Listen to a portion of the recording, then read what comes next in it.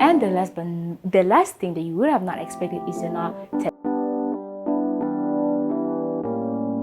Hey guys, welcome to episode 4 of the public speaking series, where today we're gonna deal with everything that's to do with body language. I'm gonna be giving you body language tips to use while you're public speaking.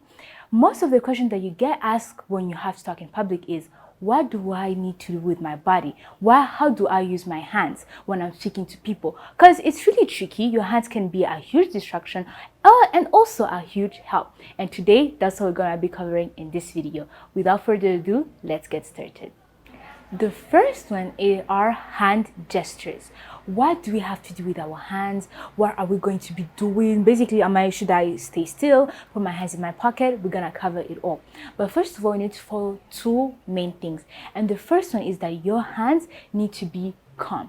They don't have to move in a very excessive gesture because it can act as a distraction and your audience will be focusing on your hand instead of focusing on what you're actually saying. So if I'm talking and my hand is just going all over the place, then that's not gonna look like my hands are calm. So in the first thing where if you're gonna apply hand gestures is that your hands need to look as calm as possible. And the second thing is that your hand needs to be confident. So when you're speaking or when I'm giving a public speech, I don't have to make my hands look as if they're not confident. I'm just using them just because I'm forced to, like I'm being like, hi, today we got, when they look like they don't have any energy. So the first one is that your hand should be calm and your hands needs to be confident. Now we're going to look at some of the hand gestures that are used commonly. And the first one is leveling. So as you're speaking, most public speakers and even teachers like to level things, which means going like 1, 2, 3. Or you can say, this is a very big problem, while this is a very little problem. So if you level, you're actually helping your audience to focus more and emphasize your words. So if I would say, it's a pretty big problem, like you just will distract you. Use leveling when you're going 1, 2, 3, or even numbering. So it can be like, this is the first point, the second point, the third point, the conclusion. Or this is big, this is small, this is in the middle, like that. The second hand gesture, which we're from talking about, is basically numbering. When you like, the first problem is this, the second reason is this, and the third reason is this, is actually help your audience to keep remembering and keep track of what you're doing. And the third one that is most usually is pointing. But pointing is a very tricky one, and you have to be mindful of this one.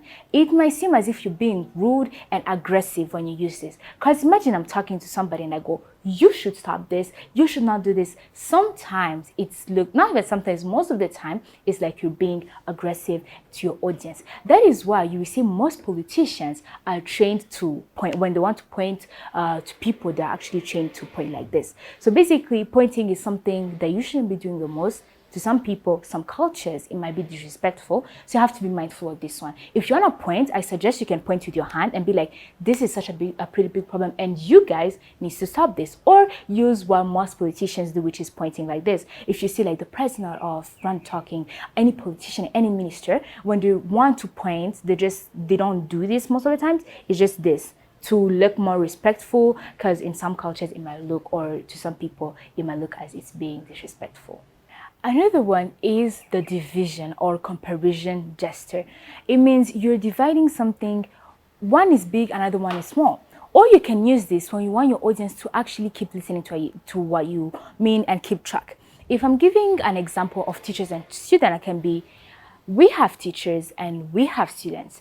Most of the teachers do this and send this, and the students, as I'm doing this, even from somebody who wasn't actually looking at me, and when they're on the phone, when they go back, they can actually be like, oh, this means teachers and this means students. Or you can use it as saying, we have one problem here and another problem here. Or dividing, this is pretty big and this is pretty small. We need to care about the big thing. So as you can see, the division sign also helps emphasize your words. These gestures that I'm giving you are called the non-verbal sign. Basically, this means that whenever I use my hands, I'm actually emphasizing. If I'm being like, this is a big problem to this, students and teachers, this and this. As I am doing this, it's actually emphasizing my words into what I mean.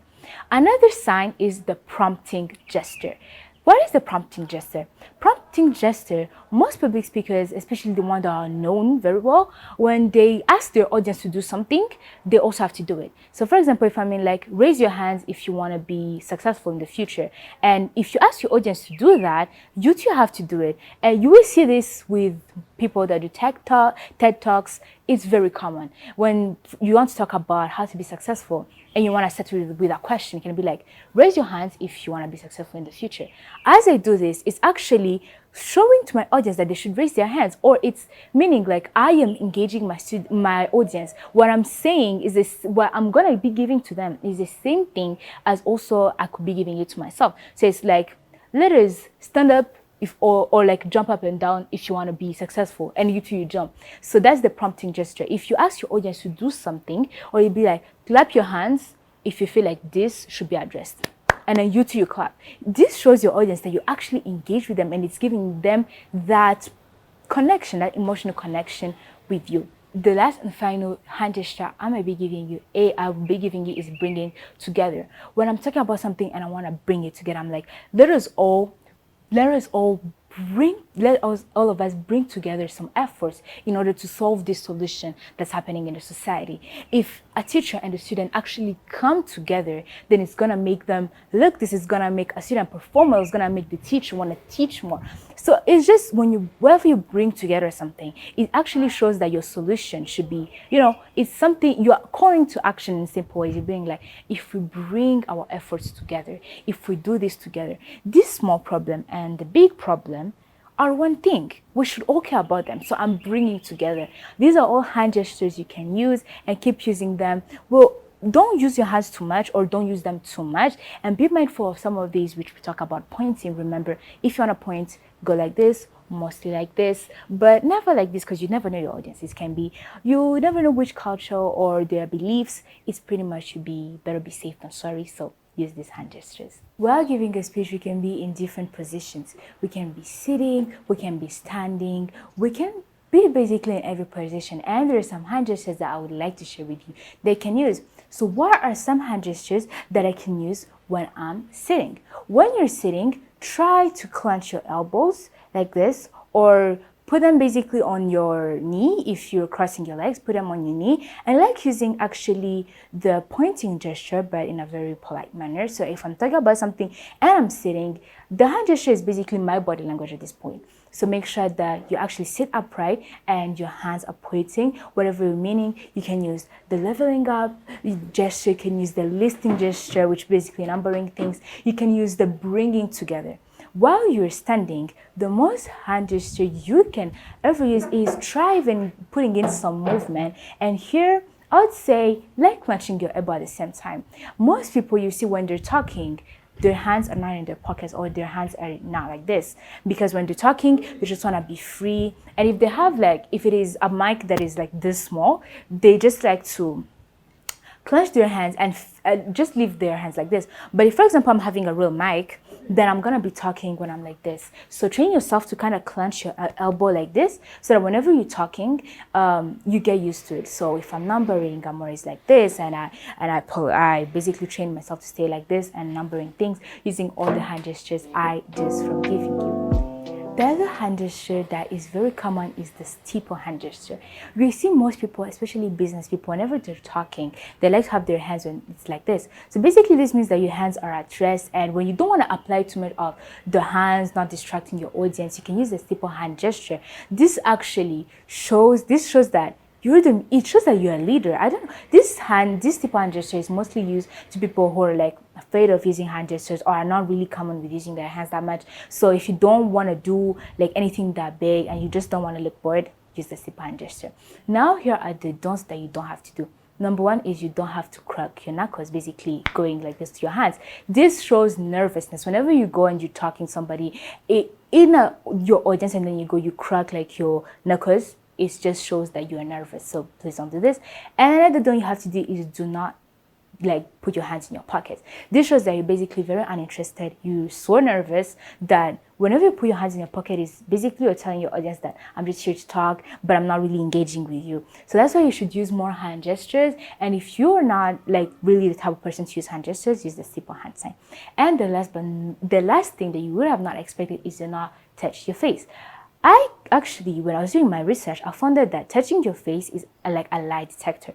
So when people, most liars, when they lie, they tend to touch their face, they touch their nose, they go to basically doing that. So do not do that. Do not touch your face. Whenever you feel like itching yourself, just hold it in. But whenever you go to your nose like this, or you're touching your eyes, your ears, your eyebrows, it just shows nervousness and it shows like you're lying. Basically, it doesn't give off that really I'm interested look. So whenever you're talking to people, try not to touch your face. Last but not least, we're gonna do down the more body language, but we're talking about our body because we're talking about the hand gesture.